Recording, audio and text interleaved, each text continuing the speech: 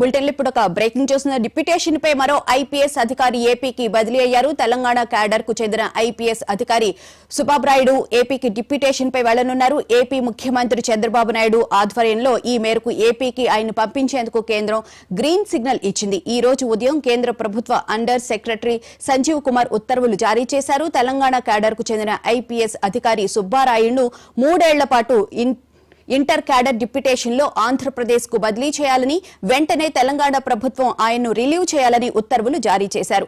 ఏపీలో ముఖ్యమంత్రి చంద్రబాబు నాయుడు కుటుంబంతో సన్నిహిత సంబంధాలు ఉన్న సుబ్బారాయుడును కీలక పోస్టులో నియమించే అవకాశాలు ఉన్నట్లు తెలుస్తోంది.